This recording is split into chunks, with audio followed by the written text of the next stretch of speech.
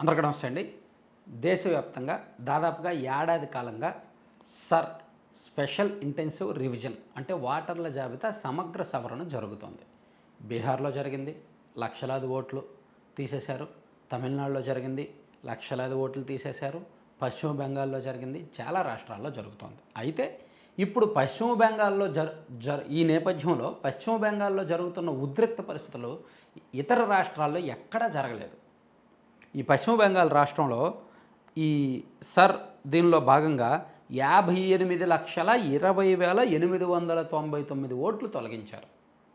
వీటిలో దాదాపుగా 24 లక్షల ఓట్లు మరణించారని అండ్ 32.65 లక్షల ఓట్లు వలస వెళ్ళిపోయారు, అందుబాటులో లేరని అండ్ సుమారుగా 1,50,000 డూప్లికేట్ ఓట్లు ఉన్నాయని ఇలా రకరకాల కారణంతో తొలగించారనమాట. సో దీన్ని మమతా బెనర్జీ మొదటి నుంచి వ్యతిరేకిస్తున్నారు. సో తమకు అనుకూలమైన నియోజకవర్గాల్లో, తమకు మెజారిటీ వచ్చే నియోజకవర్గాల్లో, రాజకీయంగా పట్టున్న నియోజకవర్గాల్లో ఓట్లు ఎక్కువగా తీసేశారు అనేది మమతా బెనర్జీ వాదన. సో ఇది సర్ అనేది పూర్తిగా బీజేపీకి అనుకూలంగా మార్చడం కోసం వాళ్ళు చేస్తున్న ప్రక్రియ అనేది మమతా బెనర్జీ గారు మొదటి నుంచి దీన్ని వ్యతిరేకిస్తూ వస్తున్నారనమాట. సో అయితే ఈ ప్రక్రియను సుప్రీంకోర్టు వరకు వెళ్ళడంతో సుప్రీంకోర్టు నెల రోజుల కిందట ఈ వచ్చిన అభ్యంతరాలు, ఈ సర్ అంటే ఓటర్ల జాబితా సవరణలో వచ్చిన అభ్యంతరాలను పరిశీలించడానికి ఏ రాష్ట్రంలో లేని విధంగా ఇక్కడ ఈ జిల్లా కోర్టుల్లో ఉన్న న్యాయాధికారులను నేరుగా వెళ్ళి పరిశీలించండి ఫీల్డ్కి వెళ్ళి అని చెప్పింది. అక్కడ బిఎల్ఓలు అండ్ ఎన్నికల సంఘం నుంచి అధికారులు, సిబ్బంది అండ్ వీళ్ళు న్యాయాధికారులు వీళ్ళందరూ కలిపి లోకల్లో వెళ్ళి ఏమైనా అభ్యంతరాలను పరిశీలిస్తారు. ఈ ప్రక్రియ అక్కడ నెల రోజుల నుంచి జరుగుతోంది. అయితే న్యాయాధికారులు ఒక జిల్లా జడ్జి లేదంటే హైకోర్టు నుంచి ఎవరైనా ఒక దిగువ స్థాయి న్యాయాధికారి వెళ్ళారు అంటే ఎంత జాగ్రత్తగా ఉండాలి? ప్రోటోకాల్ కానీ భద్రతా విషయాలు, భద్రతా అంశాల్లో ప్రభుత్వం ఎంత అప్రమత్తంగా ఉండాలి, పోలీసులు ఎంత అప్రమత్తంగా ఉండాలి. అటువంటిది నిన్న అక్కడ ఘటన జరిగింది. 9 మంది న్యాయాధికారులను అక్కడ బంధించారన్నమాట. 7 న్యాయాధికారులను అక్కడ బంధించారు. అక్కడ మాల్దా జిల్లాలోని కలియాచక్ బ్లాక్ ఆఫీస్లో 7, ఇందులో 3 మహిళా న్యాయమూర్తులు కూడా ఉన్నారు. ఉదయం 11:30 నుంచి రాత్రి వరకు దాదాపుగా 9-10 గంటల పాటు వాళ్ళని అక్కడ నిర్బంధించి బయటకు రానియలేదు. ఫుడ్ ఇవ్వలేదు, వాటర్ ఇవ్వలేదు. అసలు బయట నుంచి వాళ్ళ మీద అరుపులు కేకలు వేసి భయభ్రాంతులకు గురి చేశారు. సో దీని మీద సుప్రీంకోర్టు సిజే జస్టిస్ సూర్యకాంత్ తీవ్ర ఆగ్రహం వ్యక్తం చేశారు. అక్కడ పోలీసులకు ఇమీడియట్గా వచ్చి సమాధానం చెప్పాలి, ఎవరిది బాధ్యత అని చెప్పి ఆగ్రహం వ్యక్తం చేశారనమాట. సో ఇది న్యాయ వ్యవస్థపై జరిగిన దాడిగా, ఎన్నికలను అడ్డుకునే కుట్రగా అభివర్ణించారు. రాష్ట్రంలో శాంతి భద్రతలు క్షీణించాయని మండిపడ్డారు.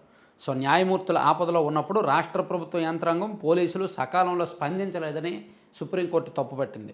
బెంగాల్ డీజీపీ అండ్ మాల్దా జిల్లా కలెక్టర్ అండ్ ఎస్పీలకు షోకాజ్ నోటీసులు జారీ చేసి ఇమీడియట్గా దీని మీద వివరణ ఇవ్వాలి అని అడిగారనమాట. సో ఈ కేసు విచారణను సుప్రీంకోర్టు సిబిఐ లేదా ఎన్ఐఏకి అప్పగించాలని ఈసీకి చెప్తే ఈసీ ఇమీడియట్గా ఎన్ఐఏకి అప్పగిస్తూ నిర్ణయం తీసుకుంది. అలాగే ఈ ఘటనకు కారకమైన మాస్టర్ మైండ్ లాయర్ మఫక్కరుల్ ఇస్లాంను పోలీసులు అరెస్ట్ చేశారు అండ్ మరో 35 మందిని కూడా అరెస్ట్ చేసినట్టుగా చెప్తున్నారు. అయితే ప్రస్తుతం అక్కడ పెద్దగా ఉద్రిక్త పరిస్థితులు లేవు, కానీ కేంద్ర బలగాలను మోహరించారు. అండ్ ఈ రాష్ట్ర వ్యాప్తంగా కూడా 2 దశల్లో ఎన్నికలు జరగనున్న నేపథ్యంలో భారీ స్థాయిలో కేంద్ర బలగాలను మోహరించాలని సుప్రీంకోర్టు ఆదేశించిందనమాట. అయితే ఈ ఘటనలో ఉన్న రాజకీయ కారణాలు ఏమిటి? సో ఇక్కడ సాధారణంగా అక్కడ తృణమూల్ కాంగ్రెస్ వాళ్ళు మొదటి నుంచి ఈ సరకు వ్యతిరేకంగా ఉన్నారు కాబట్టి బహుశా వాళ్ళే ఇలా చేశారేమోనన్న ఆరోపణలు రావడంతో ఆ పార్టీ అధినేత ముఖ్యమంత్రి మమతా బెనర్జీ ఒక కీలక ప్రకటన చేశారు. ఈ ఘటనకు మాకు సంబంధం లేదు, మా పార్టీ కార్యకర్తలు ఎవరు అరెస్ట్ అయిన వాళ్ళలో లేరు, వాళ్ళందరూ కూడా ఏఐఎంఎంఎం అంటే ఓవైసీ పార్టీ, ఎంఐఎం పార్టీ ఉంది కదా, and ISF Indian secular front ఉన్నారు.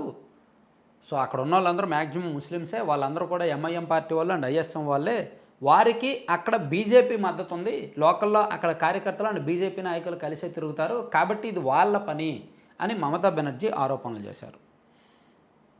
పైగా ఎన్నికలు కూడా అమల్లో ఉన్నందున ప్రస్తుతం రాష్ట్ర యంత్రాంగం, పోలీసులు అధీనంలో ఉన్నారు, ఈసీ అధీనంలో ఉన్నారు, కాబట్టి ఇది నాకు సంబంధం లేదు, అధికార పార్టీకి సంబంధం లేదు అని కూడా ఆమె చెప్పారు. సో దీనిలో రాష్ట్రంలో రాష్ట్రపతి పాలన విధించేందుకు బీజేపీ ఆడుతున్న నాటకంలో భాగంగానే ఇది జరిగిందని, ఇలా జరిగితే సుప్రీంకోర్టు కోపం వచ్చి సుప్రీంకోర్టు రాష్ట్రపతి పాలనకు ఆదేశిస్తుంది అనే కుట్ర కోణంలో బీజేపీ వాళ్ళు కావాలని ఇలా చేశారు అనేది మమతా బెనర్జీ తీవ్ర ఆరోపణలు చేశారన్నమాట.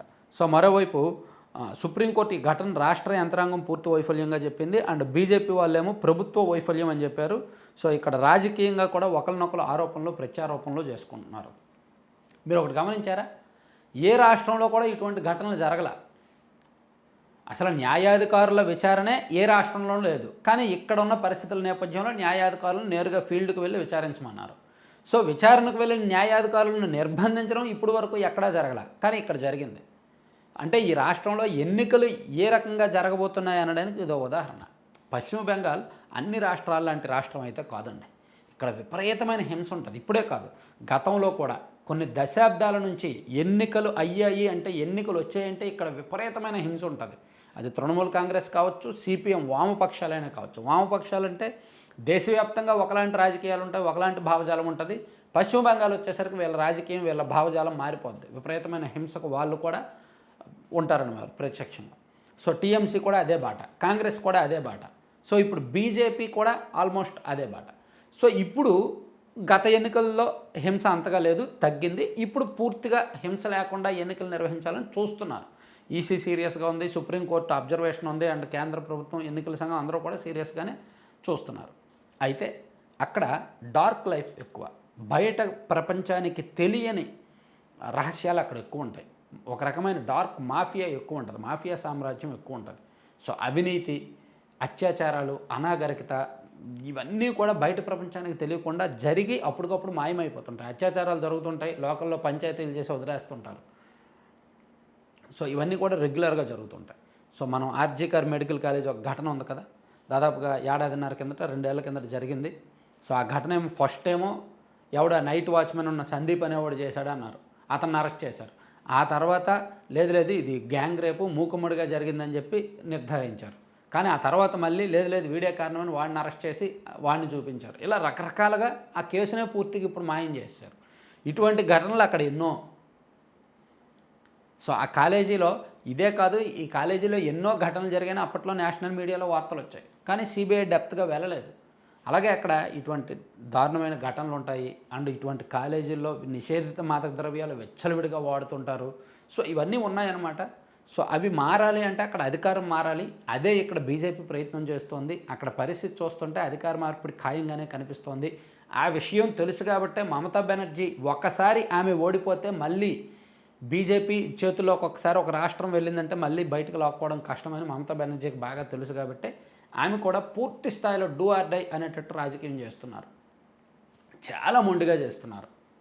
అందుకే ఇటువైపు బీజేపీ కూడా మమతా బెనర్జీ గారికి ఎన్నికల సెఫాలజిస్ట్గా ఉన్న ఐప్యాక్ మీద, వాళ్ళ ఆర్థిక వ్యవహారాల మీద, వాళ్ళ ఆఫీసు, వాళ్ళ డేటా మీద దృష్టి పెట్టింది. వీళ్ళకున్న వ్యవస్థల బలం ద్వారా. వాళ్ళేమో వాళ్ళకున్న పోలీసులు, వాళ్ళకున్న వ్యవస్థల బలం ద్వారా బీజేపీ మీద దెబ్బ కొట్టాలని బీజేపీ ఆఫీసుల చుట్టూ పోలీసులు నిఘా పెట్టారు. వాళ్ళు రాష్ట్ర యంత్రాంగాన్ని వాడుతుంటే వీళ్ళు కేంద్ర యంత్రాంగాన్ని వాడుకుంటున్నారు అనమాట. అలా మొత్తానికి పశ్చిమ బెంగాల్ ఎన్నికలు అయితే మాత్రం చాలా ఉద్రిక్తంగా, చాలా ఆసక్తికరంగా మారాయి.